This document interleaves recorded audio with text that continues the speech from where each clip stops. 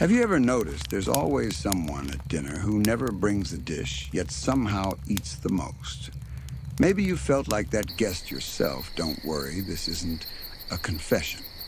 But tonight, as your eyelids gently grow heavier, you're about to drift into the oldest dinner scam ever pulled, a scam concocted by an eight-legged cheat named Anansi, the trickster spider who flatly refuses to cook. Now, Anansi isn't your typical spider. Sure, he weaves webs, beautiful, delicate things strung like silver between branches, but cooking? No way. He'd rather weave stories than recipes, spinning lies smoother than silk. Historians still argue whether Anansi was simply lazy or incredibly clever. But one thing's clear, his kitchen skills were non-existent, and that's exactly how he wanted it. Picture this. You're deep in the warm, velvety darkness of an African night. Stars wink overhead, crickets serenade the shadows, and somewhere in the distance, drums murmur softly, rhythmic and hypnotic. The fire crackles gently, sparks drifting like sleepy fireflies. Around the hearth, a small village gathers, sharing stories and passing around dishes, fragrant with spices, roasted plantains, honeyed yams, pots of stew bubbling gently. But there, off to the side, Anansi lounges, munching contentedly on food he neither gathered nor cooked. How do you manage it, someone might ask him, curiosity dripping from every word. Anansi's eyes sparkle mischievously as he replies simply, "Cooking.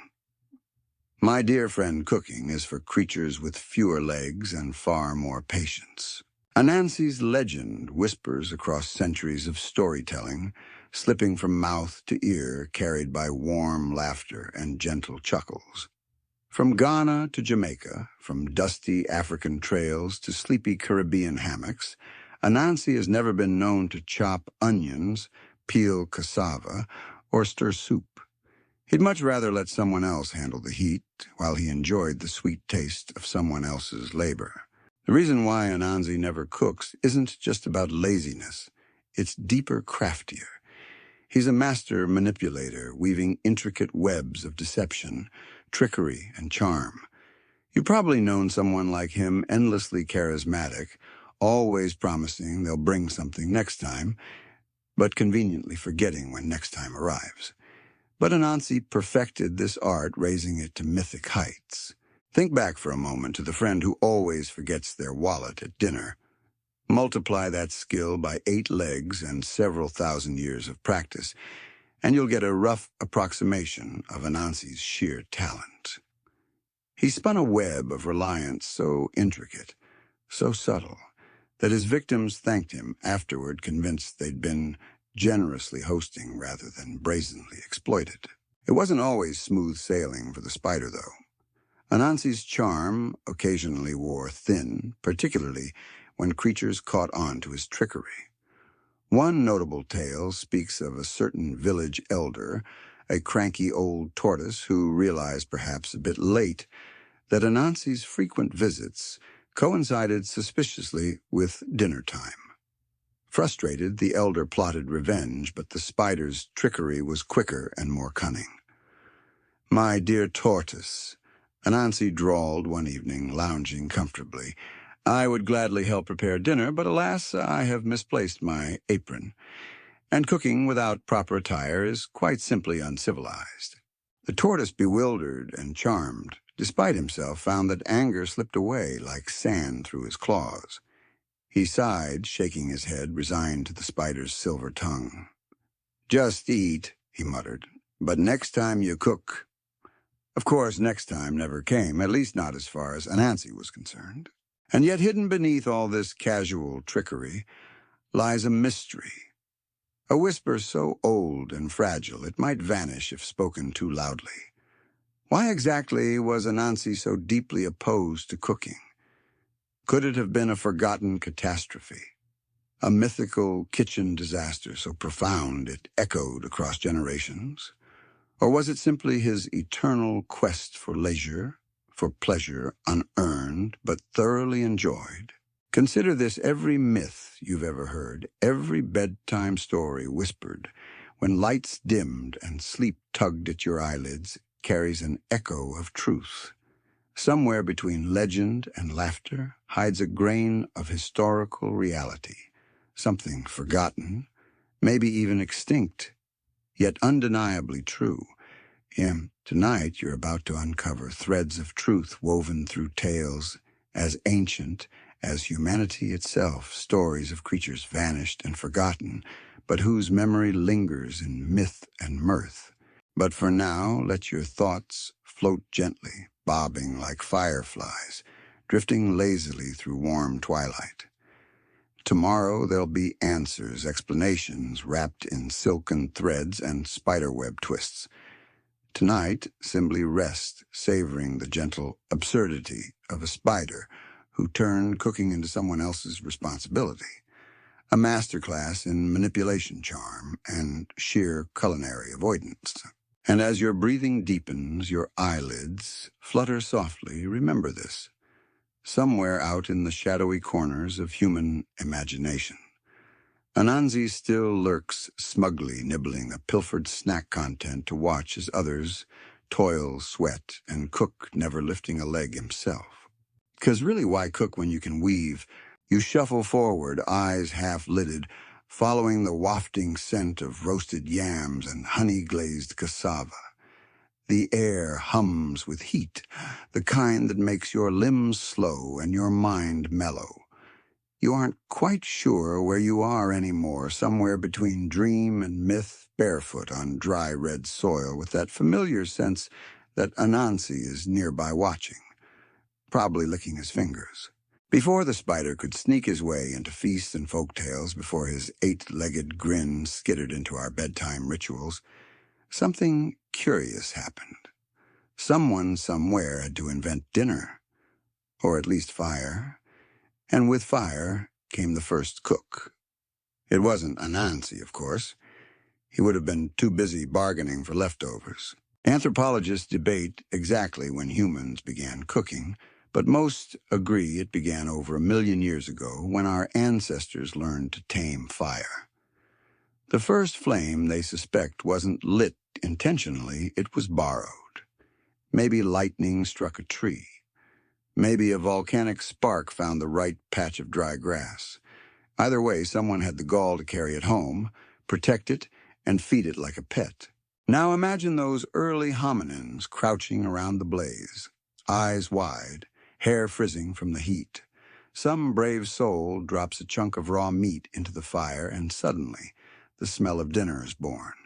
Charred edges, sizzling fat. Smoke curling up like a signal to the gods or to the nearest hungry scavenger. Anansi, if he had been around, would have wandered in just in time to ask, "Oh, is that ready yet?" Historians still argue whether early cooking was an accidental discovery or a moment of divine intuition, but they agree on one thing: the invention of fire changed everything. It wasn't just about making food tastier or easier to chew. It was about a community. You couldn't just light a fire and leave it. You had to stay. You had to sit. You had to share. And Anansi, he was never a sitter.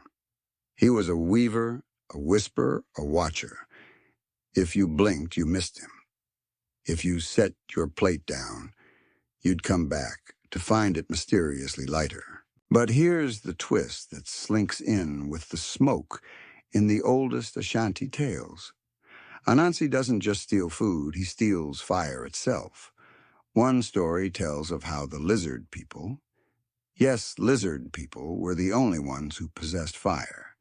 They used it for warmth and cooking, but selfishly they kept it hidden from others.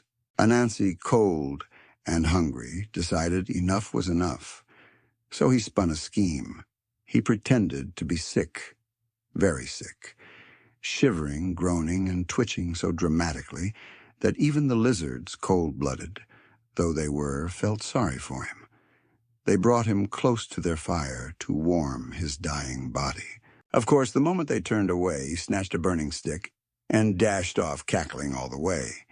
He didn't run straight, though he zigzagged wildly, as if weaving a web across the land, flinging sparks from the stolen flame into every village he passed.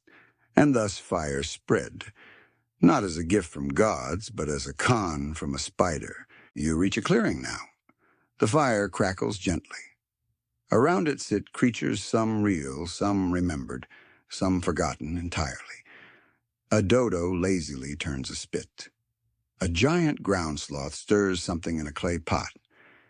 And there's Anansi reclining on a smooth stone, retelling his own tale, with enough embellishment to make you wonder whether he invented fire or simply rebranded it. Cooking, he says grandly, is nothing without stories. What is stew without suspense? What is grilling without gossip? A feast must be seasoned with drama.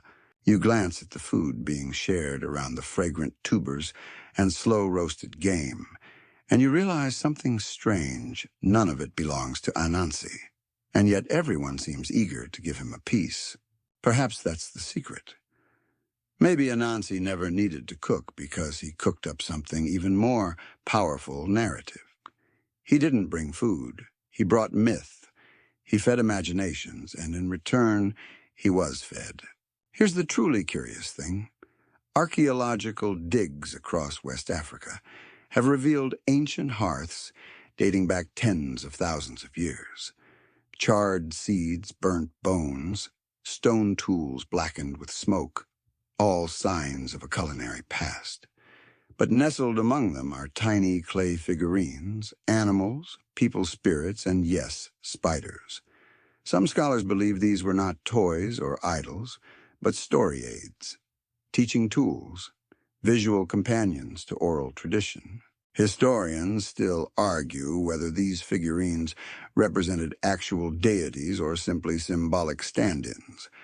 But it's tempting, isn't it, to imagine one of those little clay spiders being held up by a griot, a storyteller by firelight as a child, drowsily listened to the tale of how a lazy spider outwitted an entire forest of creatures just to avoid doing the dishes. As you recline back, letting your muscles sink into the earth, you feel the warmth of the fire seeping into your skin. You're not just in the story anymore. You're part of the circle. Another listener lulled into trust by Anansi's silky voice. You know he's not telling the whole truth, but oh, how delicious the lie tastes. Maybe that's why he never cooked. Because cooking requires effort, ingredients, patience, but a well-spun story that's pure magic. And Anansi, despite his 8 legs and tiny body, had more magic than most gods. So here you are, lulled by firelight full of stolen yams and borrowed myth slowly drifting into the gentle fog of sleep.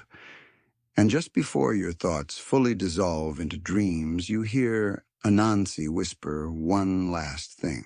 Why cook when I can make you hungry with words? You're dozing ever so slightly when the crackle of the fire deepens and shifts like a voice calling from the coals. You stir.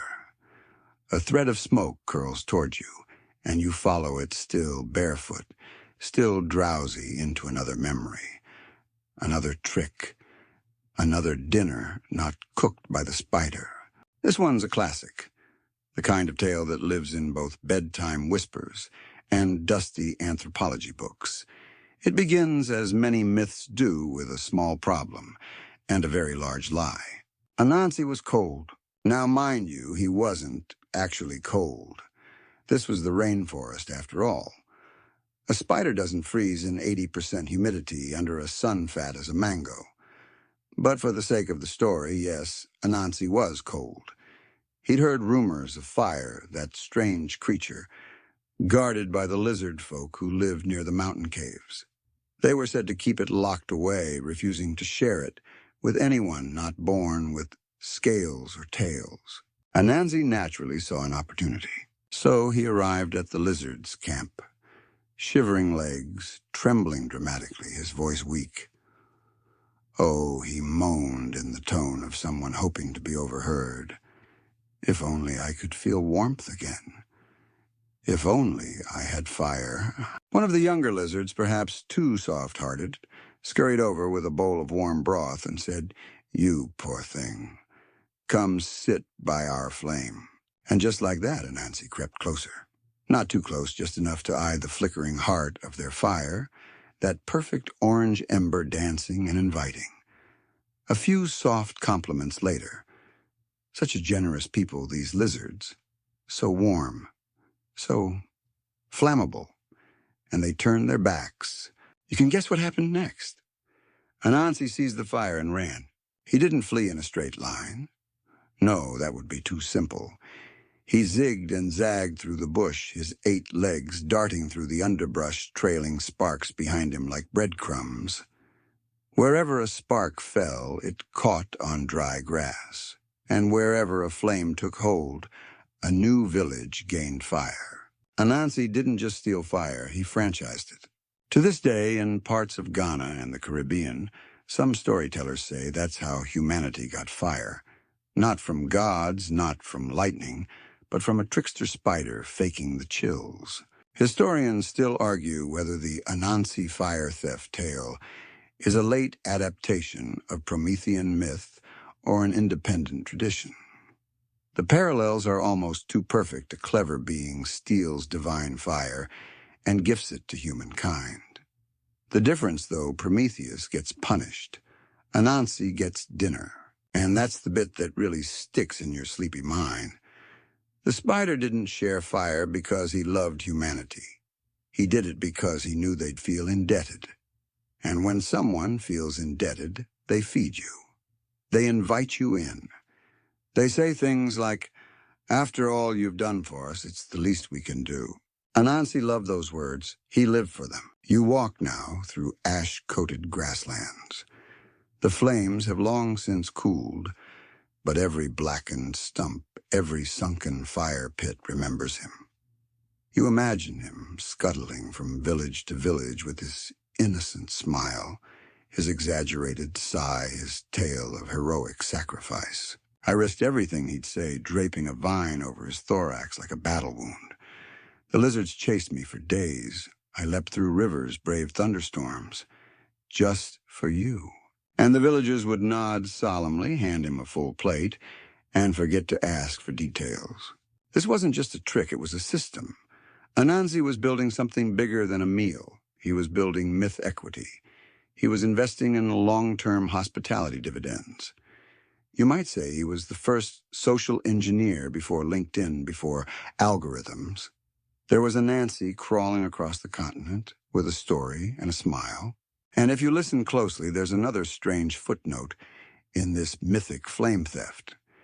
Some linguists speculate that the root words for warmth and debt in certain West African dialects carry shared etymological roots, implying that long ago to owe someone warmth was to owe them a favor. To be warmed by another was to be in their care, which makes Anansi's lie all the more delicious.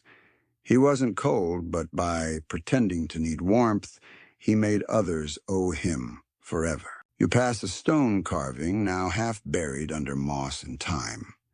It depicts a spider holding a torch, its legs spread wide like rays. Some archaeologists dismiss it as a sun symbol. Others aren't so sure. A few even whisper that it's the last record of a real arachnid species, possibly extinct, an unusually large, clever spider that once haunted human dwellings. Fossil records from the region include a few oversized spider limbs that don't quite match any modern genus, but that's just speculation. Right. Still, the timing of the carvings and the oral traditions are eerily aligned. Perhaps there really was an Anansi once not quite human, not quite spider, but something in between. Clever, elusive, extremely well-fed. You find yourself smiling as you imagine that creature curling around a stolen ember, snickering to himself while others scramble to light their own fires. Maybe the trick isn't that Anansi never cooks. Maybe it's that he once did just once and made such a big deal about it that he never had to again. And that one time I brought fire. You're still eating because of me. Classic Anansi. So next time someone invites you to dinner and conveniently forgets their contribution, don't get mad. Just lean back, smile, and think of the spider who stole fire with a shiver and a smirk and then never lifted a cooking spoon again. You're still walking, though. Walking may not be the right word for what your body's doing. It's more like drifting with purpose, shuffling through the folds of time, where memories and myths curl around your ankles like mist. You're following the scent of something again. Not smoke this time, but stew. And just ahead, beneath the swaying branches of a kapok tree, Anansi lounges lazily chewing something suspiciously crunchy and not at all cooked by his own 8 legs. Here's where things take a strange little turn, because you start to wonder, could spiders even cook if they wanted to? It's a ridiculous question, the kind that floats into your head only when you're halfway between wakefulness and dreams. But you follow the thought anyway, because that's how Anansi works. He doesn't lead you to answers. He lets your curiosity trip over them like loose cobblestones. Now then, let's picture it. A spider in a kitchen. It doesn't go well. 8 legs scrambling for balance on a linoleum floor. 1 leg tries to stir. Another is holding a pot. 2 are fumbling with spices, and at least 1 is just flailing dramatically for no reason at all. There's sauce on the ceiling, flour in the webbing, and somewhere in the corner a small fire that no one's addressing. It's not that spiders are clumsy, really. It's just that kitchens weren't built for them. And perhaps, just perhaps, that's the point. Biologically, most spiders are solitary predators. No community meals, no recipe books passed down from grandma. They eat what they catch, and they eat it raw. Bugs, flies, the occasional bee with a bad sense of direction. They inject venom, wait for the struggle to stop, then slurp it up like soup. It's effective, but hardly what you'd call gourmet. And yet, we've always imagined Anansi as something more. Not just a spider. Not quite a man. He's human enough to crave storytelling and reputation, but spider enough to avoid effort. And effort, especially the messy, repetitive labor of cooking, isn't his scene. Historians still argue whether the humanization of Anansi began as metaphor or misunderstanding. Some believe that when African griots first told his tales, they imagined him as a spirit being who merely took the form of a spider, not an actual insect in need of kitchen utensils. Others say the stories always intended him to be literal, just a very, very smart spider with ambitions that far outstripped his anatomy. Whichever way it started, one thing's certain: Anansi wasn't meant to be in the kitchen, physically or philosophically. In many West African communities, cooking was, and often still is, a communal, labor-intensive act: chopping, grinding, stirring, smoking. It takes time. It takes cooperation. And it requires consistency. Anansi, he thrives on unpredictability. A good stew takes hours. A good scam takes minutes. No contest. That's not to say spiders haven't shown up in real kitchens, of course. Usually uninvited.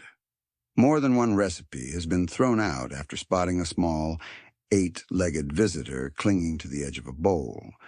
And yet, despite their aversion to culinary participation, spiders have always hovered at the fringes of our cooking spaces as omens, as intruders, as excuses to drop everything and scream. Anansi used this to his advantage. Picture a scene: the pot is bubbling. The fire is steady, the hostess is proud, and suddenly a spider drops from the rafters. A shriek, a scuffle. The pot is left unattended. And who's waiting just outside the hut, licking his lips? "Oh, dear," Anansi would say, already mid-bite. "I was just trying to help clean up." He weaponized disgust. He turned kitchen taboos into meal tickets. Here's a curious little fringe tidbit. In some Caribbean households, it's considered bad luck to kill a spider in the kitchen, especially a small black one with quick feet. That might be Anansi elders' whisper. let him be. Whether this belief came from reverence or just a clever myth to keep kids from squashing bugs, it worked. The spider stayed and the food kept disappearing. The truth is, Anansi's refusal to cook is more than laziness. It's performance art. A declaration of independence from the labor economy of shared meals. While others sweat and stir and scrape charred rice from the bottom of the pot, Anansi floats in like a critic at a gallery opening. Earthy. Slightly overcooked yam. Did you use palm oil or red oil? I used what I had, Anansi. Charming. I'll take 3 helpings. Somewhere along the way, cooking became a mark of civilization, of duty. And Anansi opted out. He built his identity around refusing that burden. Instead, he weaves networks not of silk, but of obligation and myth. He gets invited everywhere, not because he brings food, but because he brings the story. And after all, what's a dinner without a tale to make it memorable? You blink and find yourself at a new fire.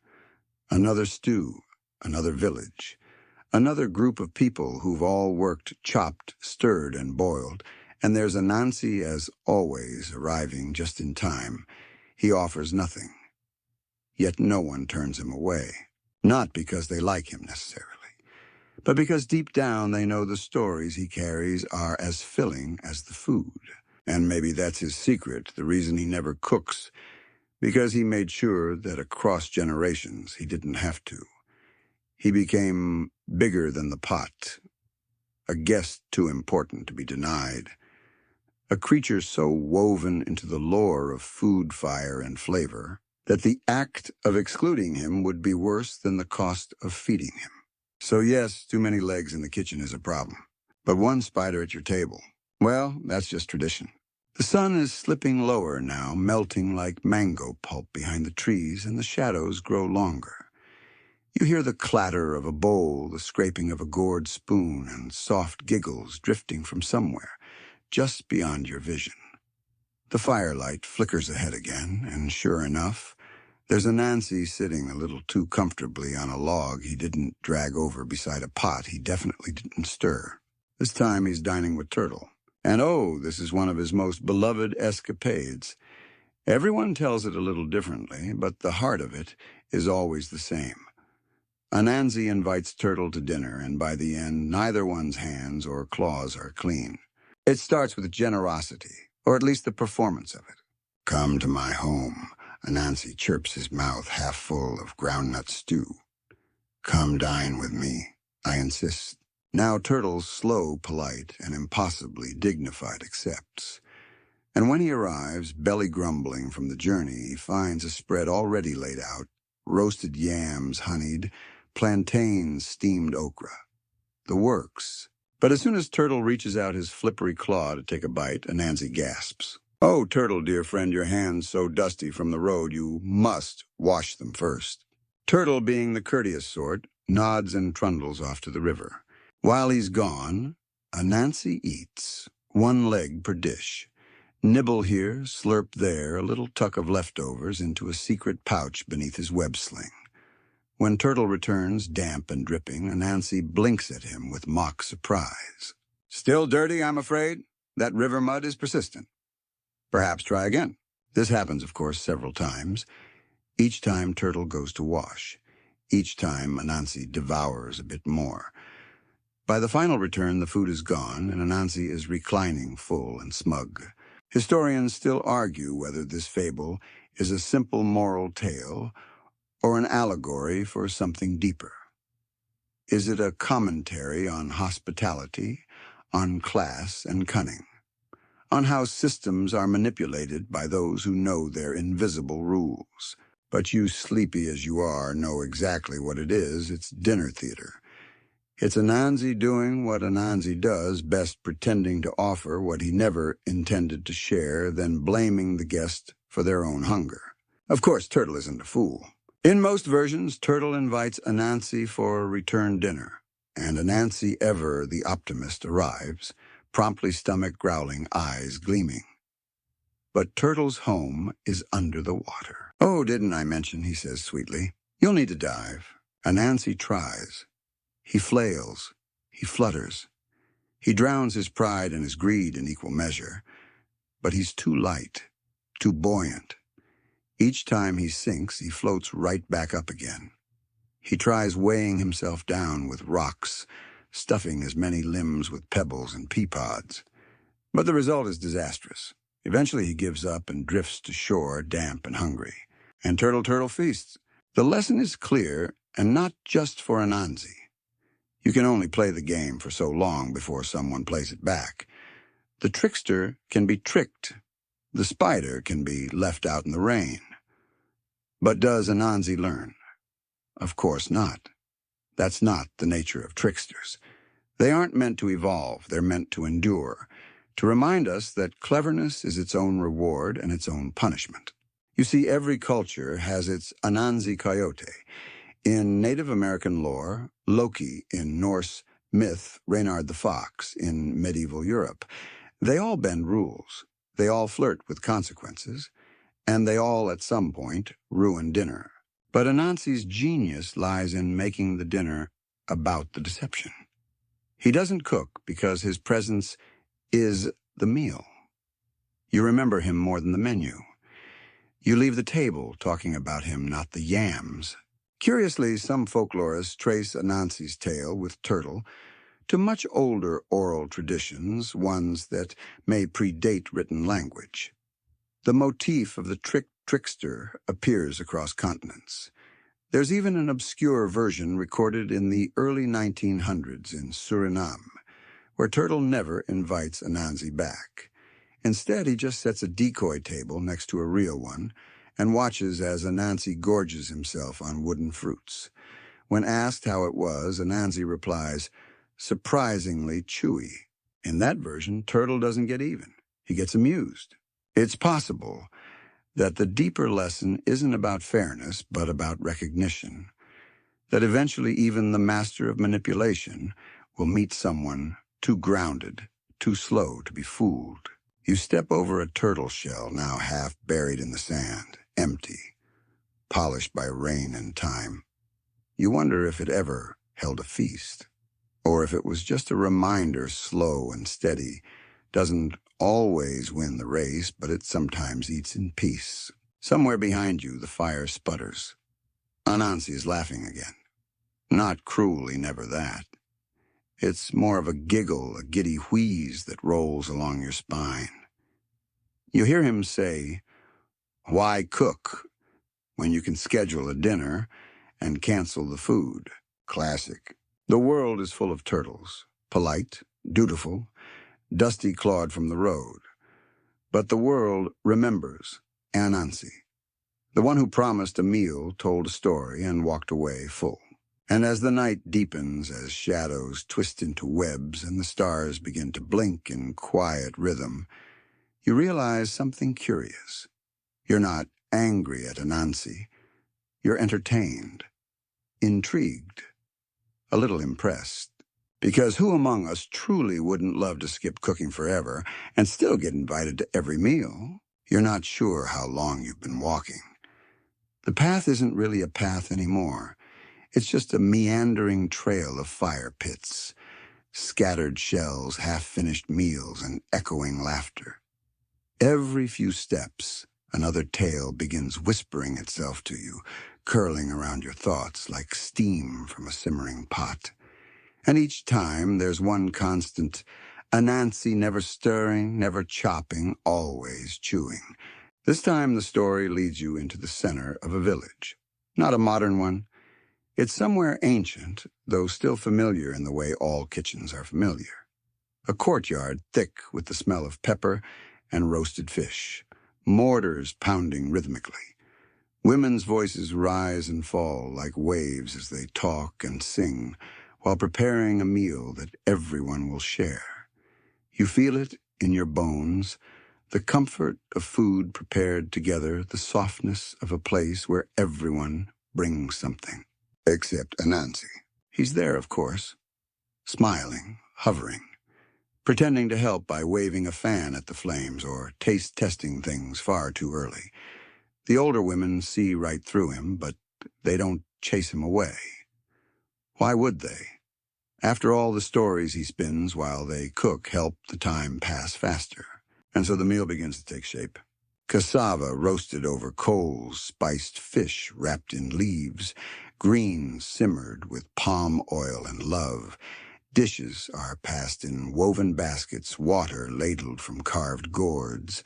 Everything has a rhythm, a purpose, a place. Except Anansi. He eats with gusto, eyes closed, noises too loud.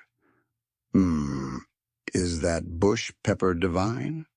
Truly you outdid yourselves.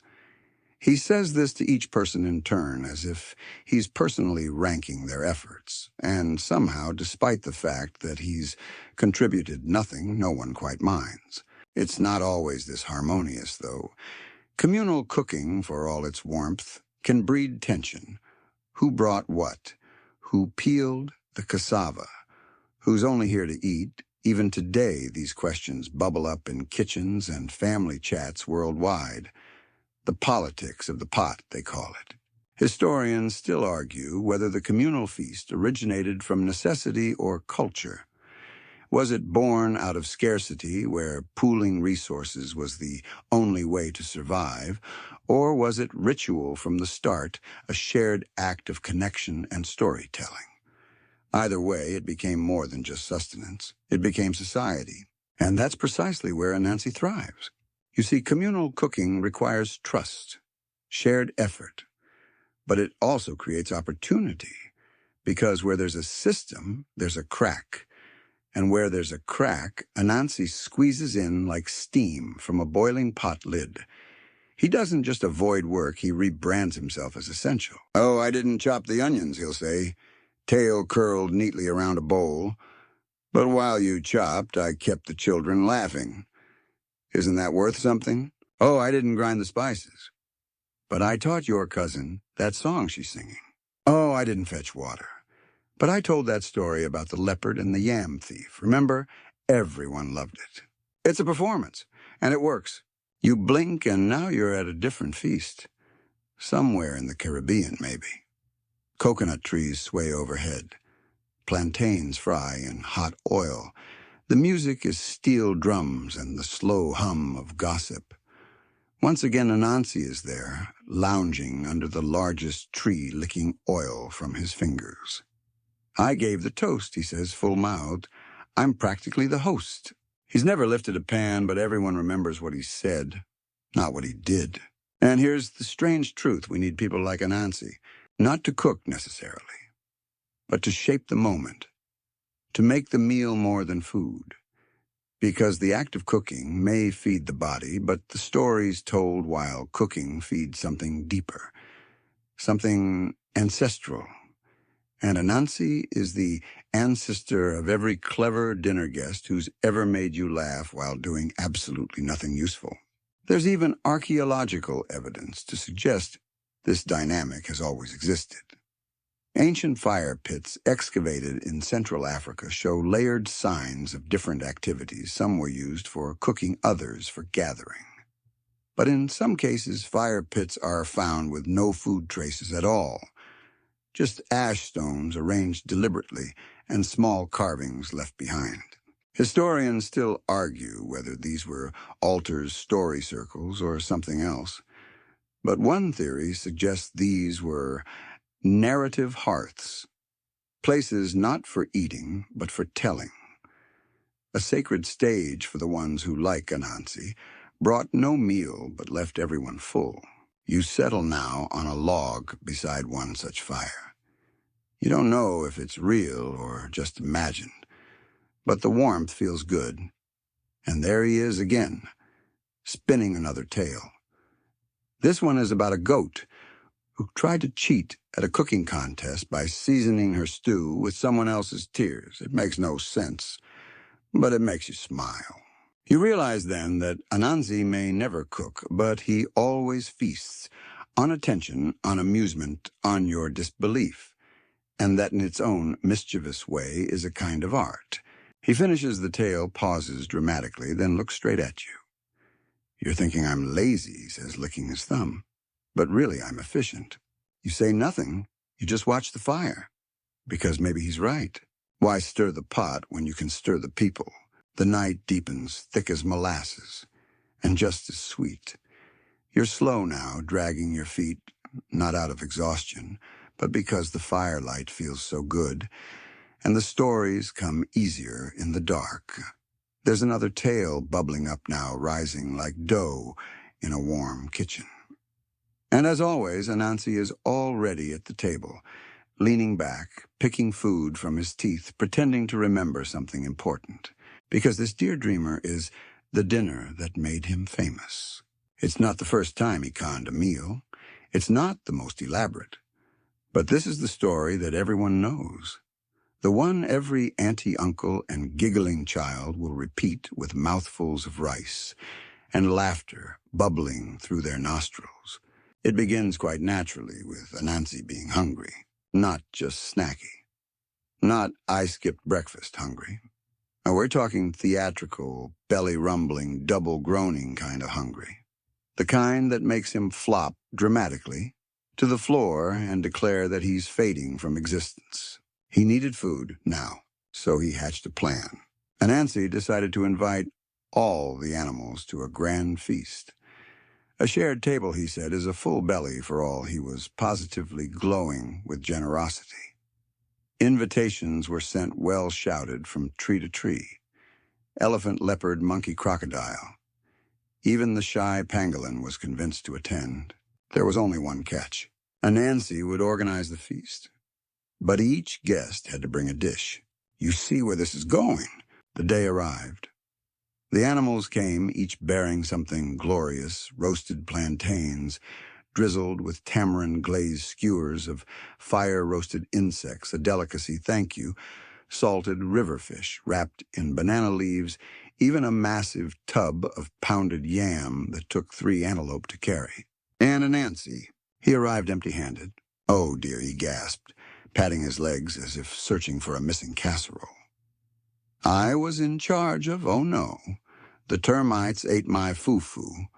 You know how it is. The animals exchanged looks. Some rolled their eyes. Monkey muttered something under his breath. But in the end, no one turned him away. He was Anansi, after all. He was the host. He'd made the whole thing happen. So they sat and ate.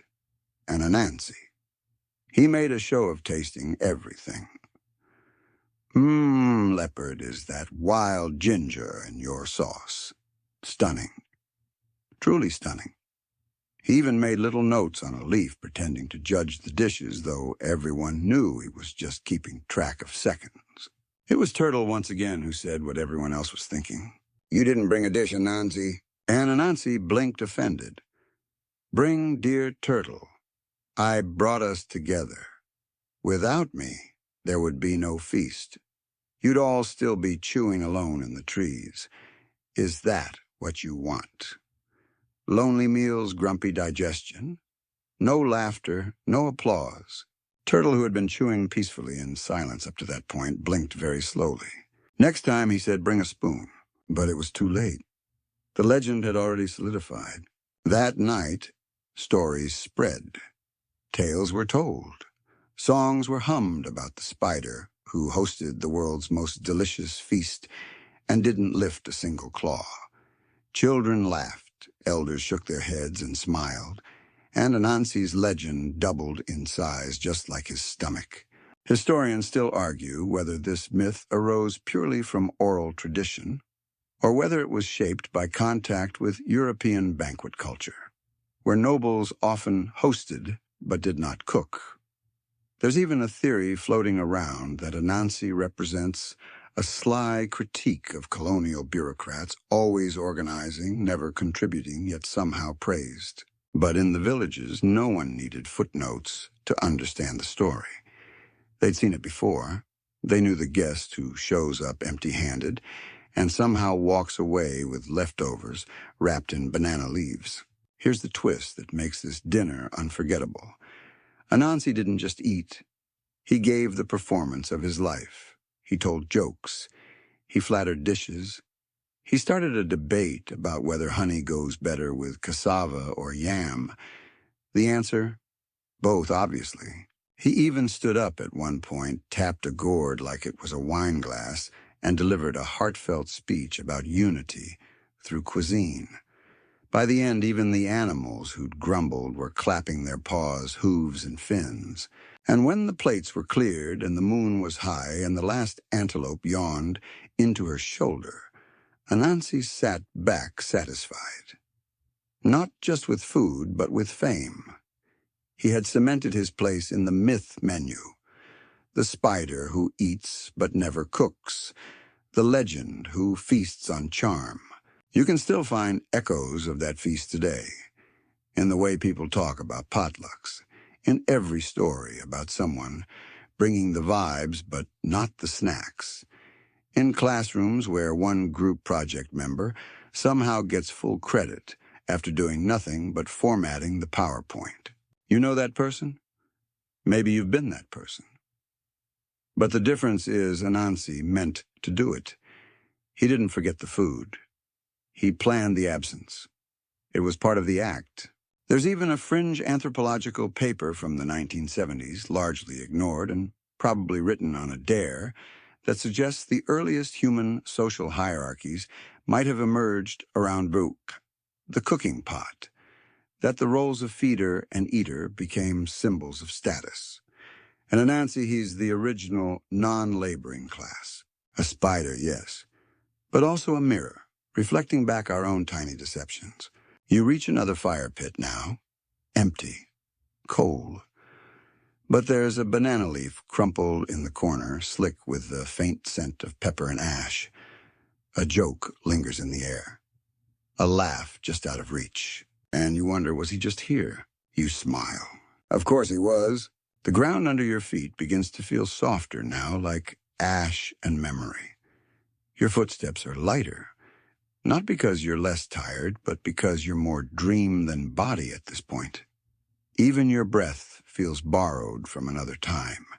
You follow a trail that no longer exists in daylight, a thin thread of stories whispered in the dark, and suddenly you feel it. Cobwebs.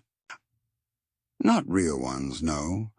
These are the kind that cling to the inside of your thoughts, threads of tales, half-remembered names, mispronounced characters fading like old ink. These are the stories the world forgot, the fables that once lived on every tongue but have now gone extinct, like so many animals in their final footprints. Which brings us to tonight's haunting question. Did Anansi kill the other spiders? Metaphorically, of course. Because once he arrived, once his eight-legged trickery danced across firesides, from West Africa to the Caribbean, there was no room left for the others. You see, Anansi wasn't the first spider god, or even the first spider story. In ancient Peru, the Moche people painted spider deities onto ceramic vessels. The Hopi told of spider grandmother who wove the world from her silky threads. Even the Greeks had Arachne, who challenged Athena to a weaving contest and got herself turned into a spider for her troubles. But none of them feasted like Anansi. None of them managed to leap from continent to continent, from oral tradition to children's books, from sacred myth to Saturday morning cartoons. Anansi didn't just survive, he dominated. Historians still argue whether his rise was organic or engineered. Was it the infectious structure of his stories, the satisfying rhythm of his name, or perhaps colonial translators picking through the vast jungles of West African folklore, chose Anansi simply because he was easy to market? Whatever the reason, his legend spread like wildfire. And in that spread, others were left behind. There's a little-known spider from the Efik people of southeastern Nigeria called Akan. He wasn't a trickster. He was a wise, patient spinner who taught people how to weave cloth. But his stories didn't travel. They stayed home, and over time they slipped away, replaced by Anansi's louder, funnier, hungrier tales. It's a kind of extinction that doesn't leave fossils. You can't dig up a missing story. You can only find the bones it should, have left behind an obscure name in a 19th century journal, a half-told myth with no ending a grandmother who says, "Oh, we used to tell that one, but now I forget." And then there are the actual spiders. Because yes, this is also the section where we ask the strangest question yet. Was Anansi ever based on a real spider, a species that has since gone extinct? It sounds absurd. And yet tucked away in the field notes of a Dutch entomologist from 1894 is a passing mention of an unusually intelligent spider species in coastal Ghana, Nephyla anansiformis. He calls it, though modern taxonomists dispute the name's legitimacy. The spider, he writes, exhibited social tendencies inconsistent with its genus and seemed uncannily responsive to human activity. There are no photographs, no preserved samples, just a yellowing notebook and a sketch of a spider with the legs just slightly too long positioned upright, as if listening. Fringe researchers, those wonderful eccentrics with more curiosity than funding, have speculated that this may have been the inspiration for Anansi, a now extinct species of spider that lived unusually close to human dwellings and seemed oddly present. Of course, serious academics roll their eyes at this. They point to metaphor, to colonial mistranslations, to the elasticity of oral tradition. But still that little sketch remains. The ghost of a spider god with a flair for drama. And here's the real mystery. If Anansi was based on a real spider, what made him different? What allowed his myth to eclipse all others? It might be the same reason he never cooks. He's an observer, a participant who avoids participation. He watches weaves and waits for just the right moment to insert himself into someone else's effort. That's not just behavior. That's survival. When food is scarce, when myths compete for space and memory, sometimes the only way to survive is to become essential, memorable, mischievous. Anansi didn't just become a spider god. He became the spider god. And in doing so, all the other spiders, real or mythic, began to fade. There's something strangely modern about that. You can't help but think of brands, of mascots, of stories that go viral while others richer and deeper slip into the digital abyss. Maybe Anansi was the first viral character, a meme made of silk and smiles, a myth with marketing skills. And just like that, he enters another phase of evolution, from god to ghost to something stranger. Because while you're sitting there by this ghostly fire, tangled in forgotten webs, you hear his voice again. "I didn't kill the others," he says, gently licking honey from his claw. "I just kept talking when they stopped." You shiver, but not from cold. Because it's true, isn't it? Extinction doesn't always come from violence. Sometimes it comes from silence, from a story untold, a name unspoken. And in that silence, Anansi thrives. Because he, unlike the others, never stops talking. You're walking again, though. Now it feels like descending. Not down into darkness exactly, but into depth, into the quiet places where old myths nest, where firelight flickers along mud walls, and where spiders dangle from the ceiling like secrets no one wants to brush away. And wouldn't you know it, there he is again, Anansi, clinging to the rafters of a thatched roof, legs relaxed, body upside down. He's smiling, that too-wide spider smile, watching you from above with all the patience of someone who's never once lifted a cooking spoon. Because this is his domain now, Sealing. You've probably heard the tale, one of the oldest and most beloved in the Anansi catalog. It's often told with giggles and exaggerated voices, but underneath the humor lies something stickier. The story goes like this. Once Anansi was faced with a truly difficult decision. Eat all the food himself or share it. You already know which he chose. But this time the trick backfired.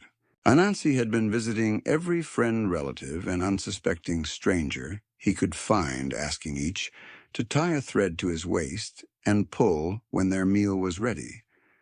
The idea, of course, was that when multiple tugs came, he could choose the best-smelling dinner and rush over. But the plan had a flaw. Everyone tugged at once. So many threads pulled from so many directions that poor Anansi, if such a term can ever truly apply to him, was yanked into the air and suspended helplessly from the ceiling beams, his belly groaning his pride, tangled like a shoelace. And there he stayed. Some say for a day, others forever. And that's why they say spiders live on the ceiling. Because Anansi, the lazy, greedy spider, got himself stuck by his own threads, his own schemes, his own need to be everywhere food was cooking. Historians still argue whether this story is meant to be moral instruction or comedic justice.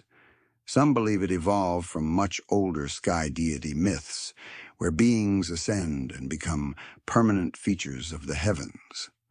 Others think it's just a clever explanation for a common observation: spiders like roofs, and people like stories that explain why. But let's not get ahead of ourselves. What matters is this: even in failure, Anansi became part of the furniture. He embedded himself in the very structure of our homes, our kitchens, our rooms. Children point to him and laugh. Elders shake their heads. See, they say, greed never wins. But Anansi did win. He won something far greater than dinner. He won memory. You pause beneath an ancient hut, now its roof woven tight with reed and clay. Cobwebs hang from the corners, not neglected, but almost honored. You can feel the presence of a story here hovering just above your head. And it makes you wonder, why do we let spiders live in the ceiling? We sweep them away sometimes, yes, but not always. There's something sacred, or at least superstitious, about their place up there. In many cultures, they're considered lucky. In others, they're seen as watchers, guardians, whisperers of old truths. There's even an obscure architectural theory tucked away in the footnotes of a Ghanaian folklore compendium that suggests certain early homes were intentionally designed with smoke holes to allow spiders a place to dwell undisturbed. To invite Anansi, the theory claims, is to invite the story. And let's not forget the role of ceilings themselves. They are the highest place in a home, the unreachable, the observer's perch. And that's where Anansi belongs. Not among the pots and pans sweating over fire, but above, always above, watching, waiting, weaving. Even the structure of traditional folk-telling mirrors this. Anansi doesn't do things. He sets things in motion. He triggers, he nudges. And then he watches the world wobble around his little push, which brings us back to that tangled ceiling incident. Because in some versions of the tale, Anansi is rescued by a small child, a girl who cuts the threads one by one and lowers him gently back to the ground. He thanks her. She shrugs. And when he asks why she helped, she says, "Because you're the only one who makes dinner interesting." That's Anansi's gift. He may ruin the meal. He may skip his turn. He may lie, cheat, and dangle above you like a smug chandelier, but he makes the story better. And in the end, that's what we remember. Not the food, not who peeled what, but the tale. And if he has to live in the ceiling forever to make sure he's never forgotten, so be it.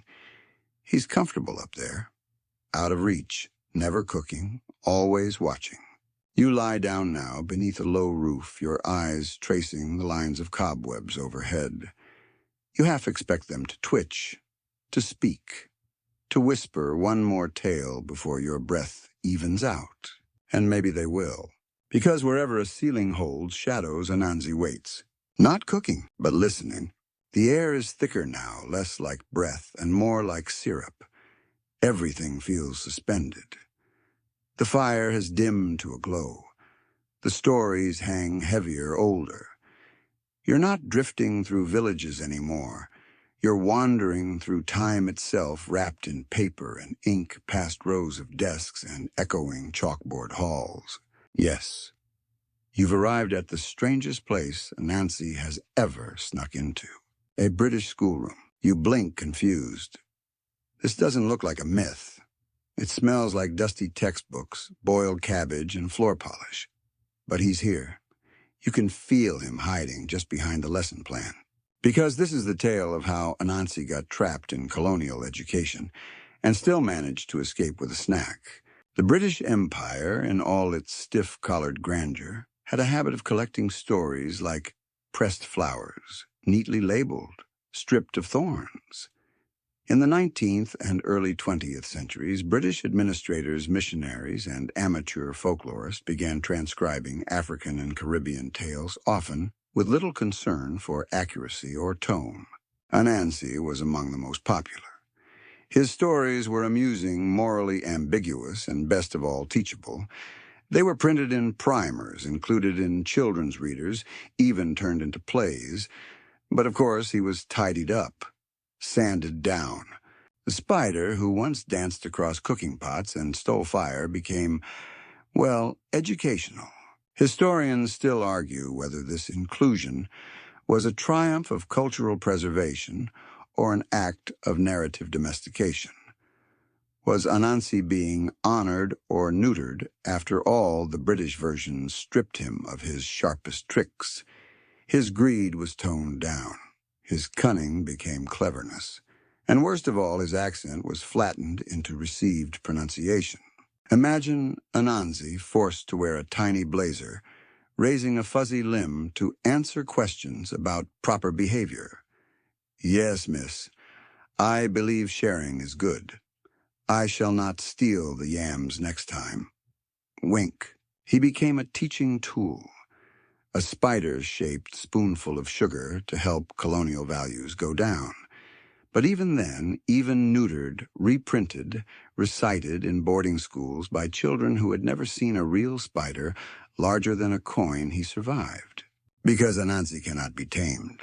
Not really. In those old primers between the lines, he still wriggled, still twisted meanings, still made children giggle when they weren't supposed to.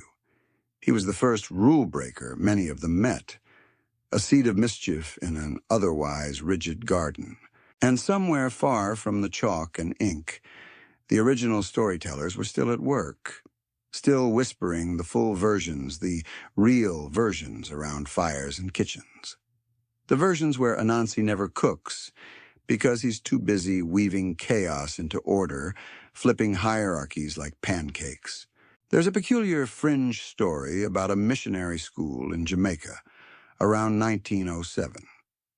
The headmistress reportedly banned Anansi stories from being told on school grounds, calling them subversive and unchristian.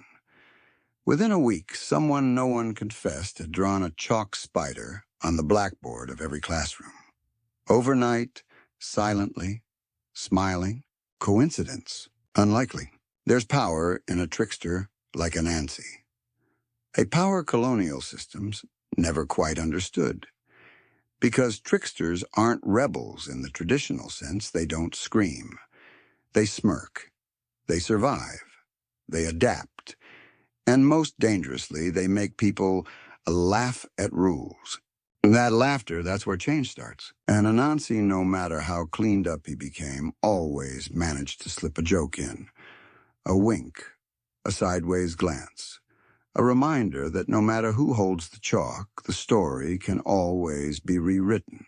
You pass a shelf now, books stacked neatly, some cracked and yellowed, one labeled West Indian Folk Stories for Young Readers. You flip through. There he is, Anansi drawn in with tidy line work teaching some polite lesson about generosity. But on the opposite page, someone scribbled a note in pencil. He still didn't bring dinner. You smile. Anansi's greatest trick wasn't stealing food. It wasn't avoiding work. It was surviving translation, surviving repackaging, outwitting the very systems that tried to contain him. He didn't fight the British Empire. He crawled into its textbooks and waited. And when those books fell into the hands of children, he whispered again, You leave the schoolroom now, door creaking behind you, back into the dark, back into the stories. And you hear his voice, soft and amused. I got detention once, he says, for eating someone else's lunch. Pause. But I argued it was communal property, and they let me go. Typical. The path shifts again subtly but unmistakably. You're no longer walking on soil or floorboards. You're treading on something bureaucratic. Paper underfoot stacked like fallen leaves. Ink stains that smell of old envelopes and official seals. And just ahead, flickering in the lamplight of your dreams, it's a desk. A large one. Oak, probably. Definitely too large for the spindly figure perched behind it, Anansi. Yes, that's right. He's wearing tiny spectacles now, balanced absurdly on his mandibles, and he's flipping through a tall stack of dusty scrolls. Ah, you're just in time, he says with a grin. The census is about to begin. Wait, census. Oh, yes. This is the tale of the Great Trickster Census of 1897. A little-known, barely believed moment in colonial history. Officially, it doesn't exist. You won't find it in archives or history books, but ask the right griot in the right market stall, especially one who smiles a bit too easily, and they'll tell you all about it. It started when the colonial authorities grew concerned. You see, stories of Anansi were spreading like spilled ink, not just among children or elders, but everywhere. He popped up in songs, market sermons. His tales bent rules, mocked authority, encouraged cleverness over obedience. Naturally, this made administrators nervous. So someone, probably in a crisp pith helmet and aggressively waxed mustache, proposed a solution catalog, the Tricksters. A formal effort, a registry of mischief makers. The result, a document known by almost no one as the Colonial Index of Subversive Folkloric Entities, West Africa, and Dependencies, or more colloquially, Sisviwad, which no one ever pronounced the same way twice. Historians still argue whether the document ever truly existed. Most believe it was a kind of literary hoax, but fragments of it have been found hand-drawn charts of trickster types, records of regional variants, even reports where Anansi is listed under multiple aliases. One memo reads, Subject Anansi, species arachnid alleged, behavior.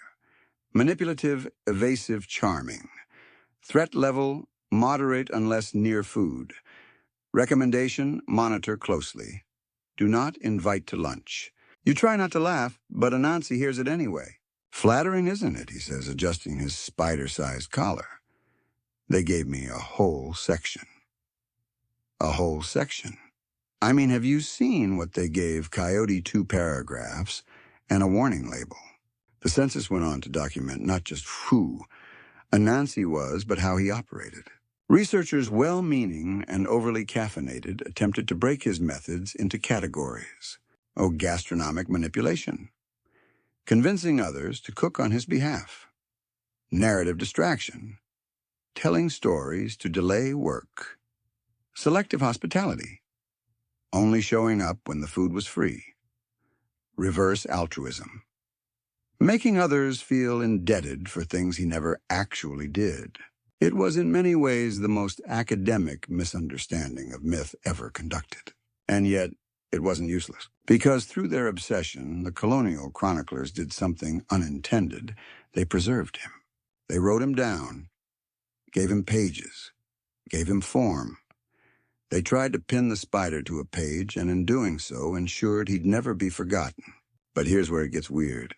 According to one note filed by a particularly frazzled junior clerk in Sierra Leone, Anansi appeared in the census office. Not metaphorically, literally. The clerk swore that a large, unusually articulate spider was found in the filing cabinet beside the coffee pot. It winked. It waved. It filled out its own form under the name Mr. Anansi of no fixed address and promptly vanished.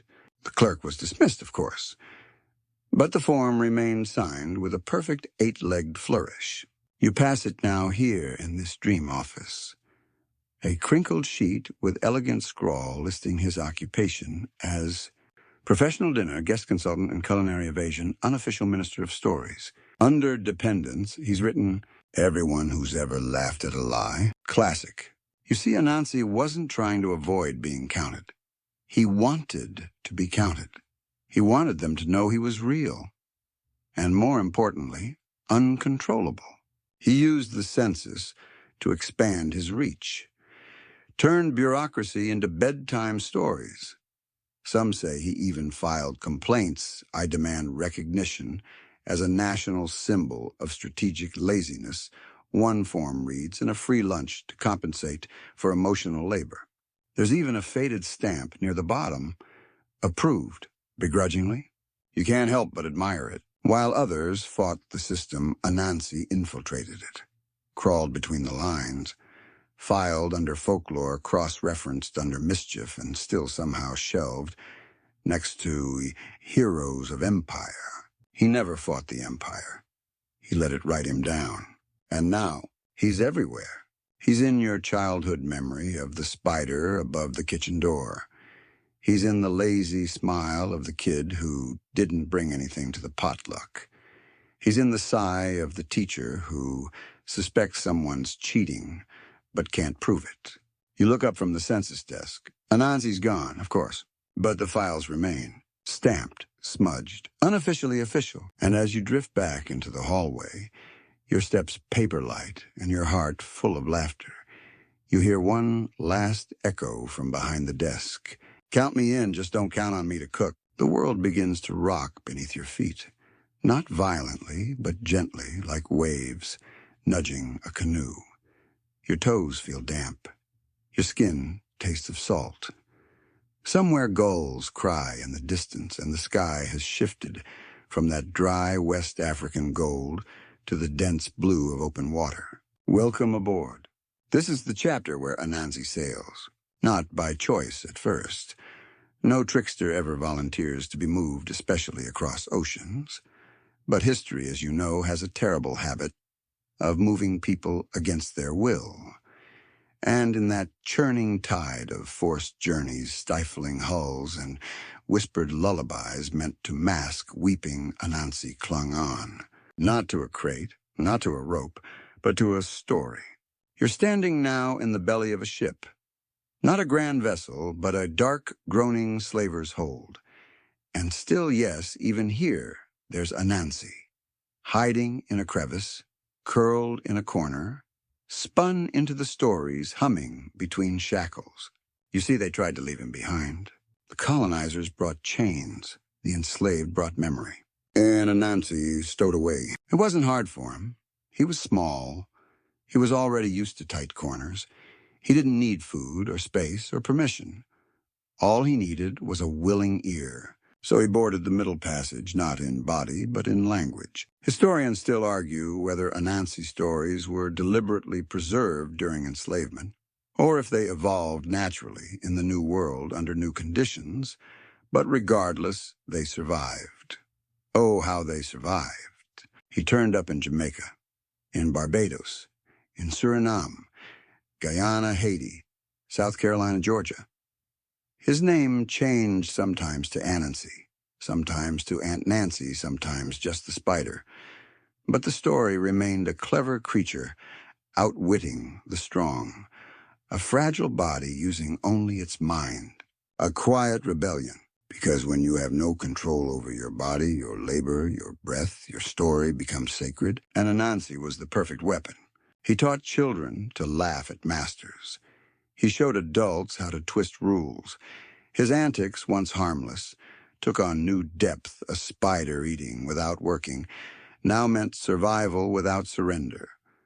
A creature who never cooked became a symbol of dignity unbroken by labor. In fact, in some Gulagichi communities along the U.S. coast, Anansi became part of trickster theology, where deception became divinely strategic. Not sin, but survival. Not laziness, but light-footed wisdom. You're now passing a Caribbean kitchen. Smoke rises from a black pot set low to the ground. someone singing in Creole. The rhythm is slow, almost mournful. Inside the pot gumbo, a thick stew of everything and nothing. Okra crab legs, bits of sausage, whatever could be spared. And somewhere in there, between the spice and the memory, is Anansi. No, not literally. He wouldn't risk getting boiled. But spiritually, oh yes. Every ingredient in that pot has a story. Every borrowed spice, every bone scrap is part of a culinary tradition born from displacement and defiance. Anansi never cooked, but he influenced cooking. How by being the story told while the pot simmered. You can almost hear him now, hiding behind the clatter of spoons. Oh, did I ever tell you how I tricked death into washing my clothes? Or once I ate so much gumbo, I mistook my own foot for sausage. Ridiculous, of course, but it kept the children entertained. It kept the mind occupied. It made the food stretch further, not by mass, but by meaning. Some believe this is why Anansi became so central in the diaspora. He was a movable feast. He didn't need statues or temples. He just needed tongues, and so while other gods faded left behind with the drums and ceremonies they required, Anansi endured, tucked inside lullabies, hidden in riddles, woven into gossip. There's even a story told in Trinidad about Anansi hiding in a flour sack during a hurricane. The storm tore away everything else, but when the villagers opened the sack afterward, there he was, dry, smug, and already chewing on something. And that's the kind of spider you're dealing with. He doesn't just escape, he arrives. He isn't shackled, he's scattered, like seeds, like rumors. You come now to a dock, water lapping gently at the wood. Children are gathered around an elder, her voice soft, her fingers spinning thread from a drop spindle. She's telling an Anansi tale, not from a book, but from memory. And on the pier beside her, a small basket of dumplings. Still warm, no one saw her cook them, but everyone knows Anansi will take one. He always does, and no one minds. Because if the price of a missing dumpling is a story that keeps your heart beating one more day, that's a fair trade. So now you know how Anansi crossed oceans. Not by ship, by syllable. The sea air fades behind you, now replaced by something thicker, richer, like the scent of stew bubbling in cast iron over slow flame.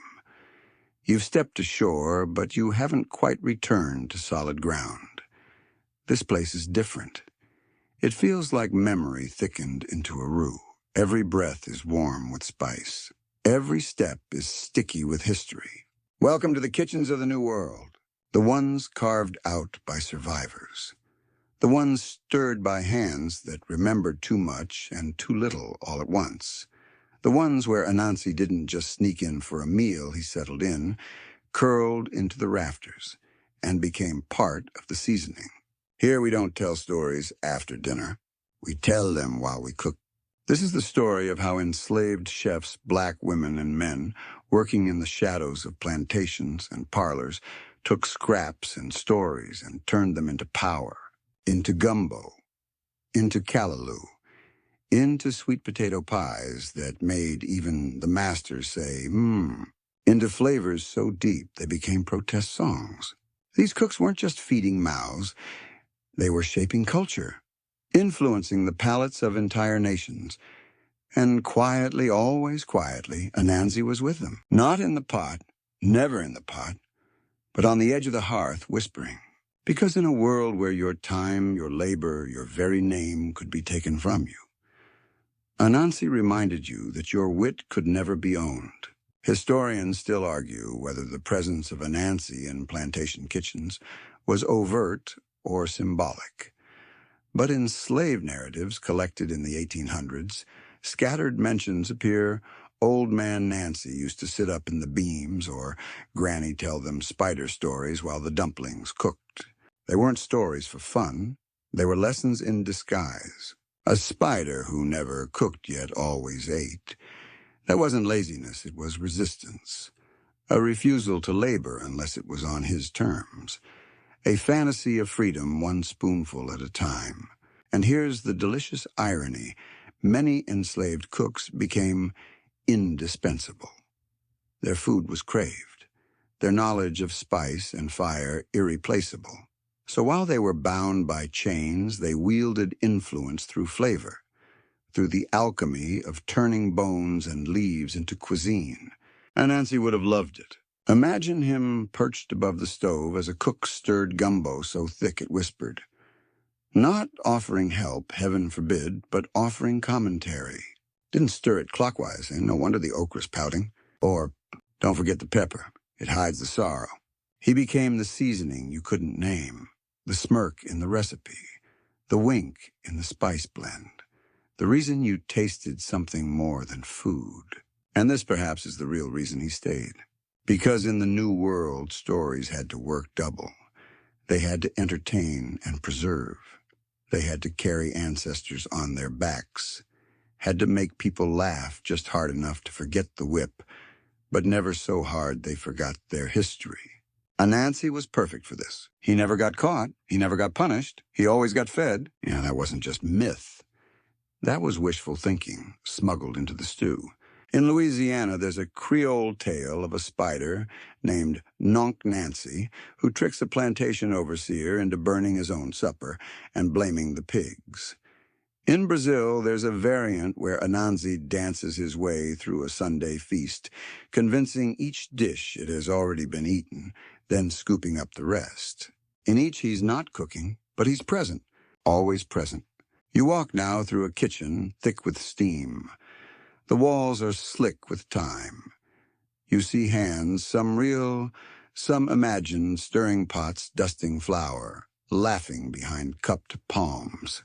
And above them, a thread, a single thread of silk trembling in the heat. At the end of it, Anansi humming. You realize something. He doesn't need a body anymore. Not really. He's become part of the ritual. He lives in the rhythm of the spoon, the timing of the fire, the stories told as the rice simmers. He never needed to cook. He just needed to be near the cooking, because that's where people relax, where they open up, where stories slip free. And Anansi, he's a story glutton. He doesn't crave food, he craves context. Drama, dialogue, dessert maybe. And in the kitchens of the African diaspora, he found everything he needed without ever lifting a spoon. The kitchen fades now, not with a sizzle, but with a sigh. The smell of pepper and oil recedes, replaced by something drier, older. Dust, perhaps? Or parchment. You're walking again, but now it feels like through a museum or an attic, the kind of place where you hold your breath without meaning to, where time has folded itself neatly and you're afraid to wrinkle it. You're in a library. Not just any library, though. This one is alive. Shelves stretched like tree trunks, branching with scrolls and half-written legends.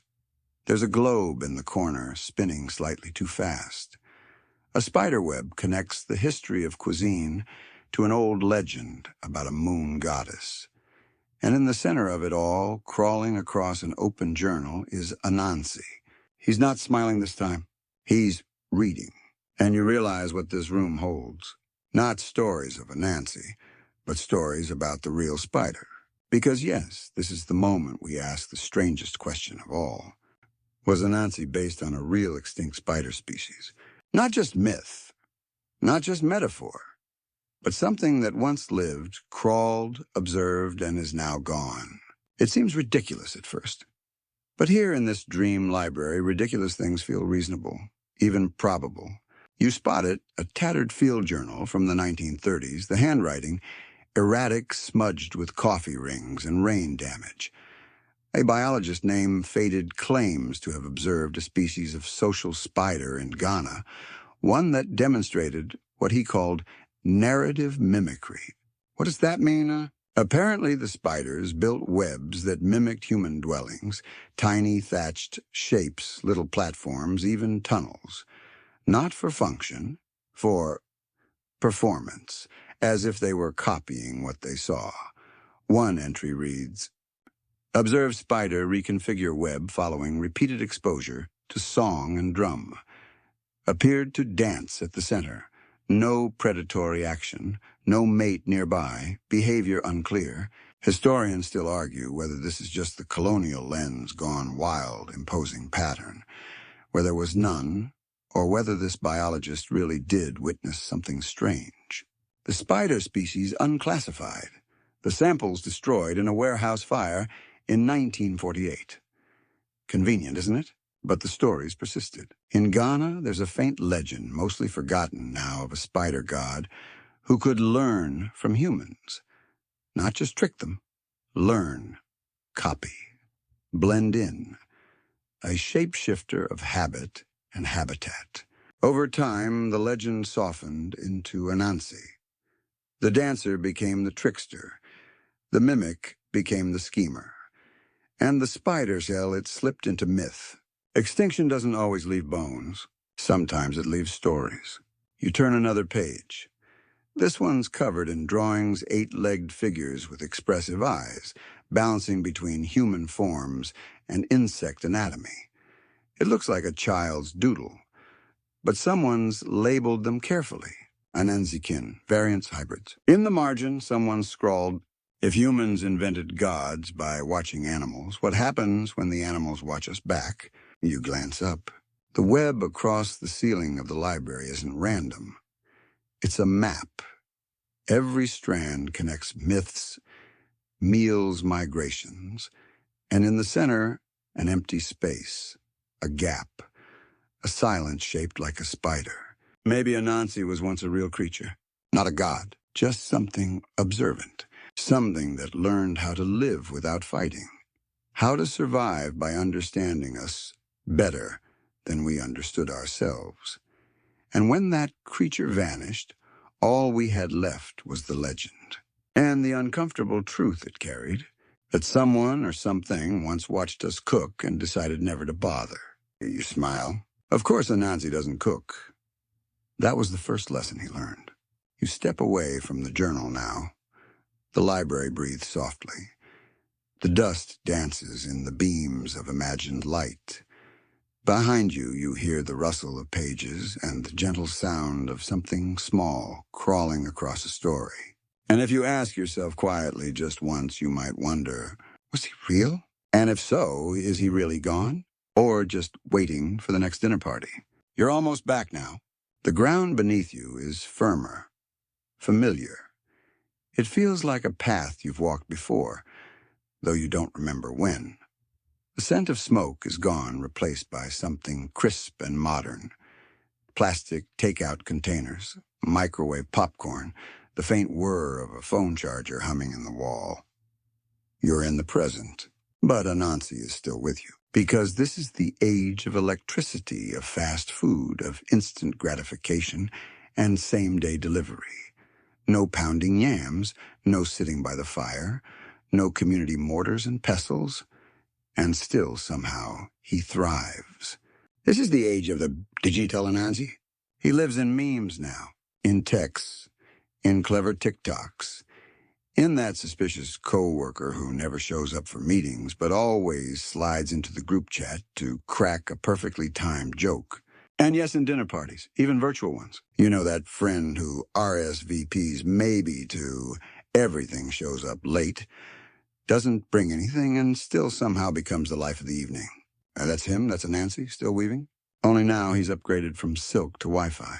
Historians still argue whether Anansi's endurance is due to his archetype, the timeless trickster, or something deeper, something more human.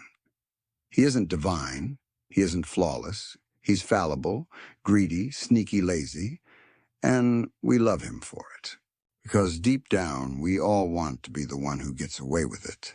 Just once, who skips the line, dodges the chore, finishes the group project without opening the dock, who slides into the potluck with a single bag of chips and still gets a hug and a to-go plate. And now, Anansi's gone digital. He's in that viral tweet about doing emotional labor by simply attending a party. He's in the roommate who supervised the cooking, the sibling who set the vibes. He's the influencer who unboxes things someone else packed, the student who aces the test after copying your notes. But here's the twist you didn't expect: we need him more than ever. Because modern life is built on labor without thanks, constant doing, endless productivity. And in that blur, Anansi offers a strange kind of comfort. He doesn't work, he doesn't apologize, he still gets fed. And we laugh, we sigh, we retweet. He's not a role model, but he's a relief, because he reminds us that effort doesn't always equal reward, that cleverness counts, that showing up late with nothing in hand but a good story can still get you a seat at the table. And maybe, just maybe, that's okay.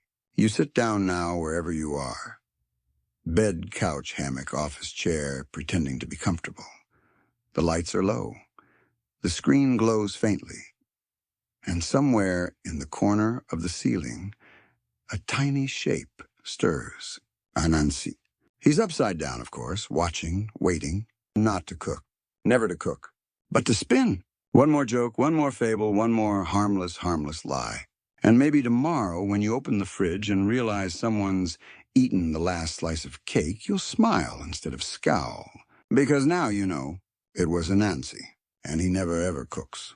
And now you rest. The fire's long gone out, its last embers faded into the hush of sleep. The tales have been told, the bowls emptied, the laughter softened into memory.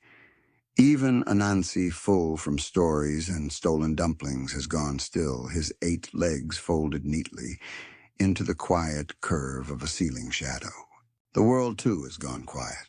No more lessons, no more trickery. Just the rhythm of your breath and the gentle weight of time softening around your shoulders. Like the webs he wove light, almost nothing, and yet strong enough to catch the day's last thoughts. Let them drift. Let the characters blur, the myths dissolve into fog. Let the clinking spoons, the footfalls on village dust, the laughter of cooks, all recede into dream. There is no lesson you need to carry now. No moral to wake up remembering. Only that warm, amused feeling that somewhere long ago and just outside the door, a little spider tricked the world into feeding him forever. And somehow, we're still laughing. Close your eyes now. Let the thread pull you gently down. No need to cook. No need to stir. You've brought enough by simply listening. Anansi would approve.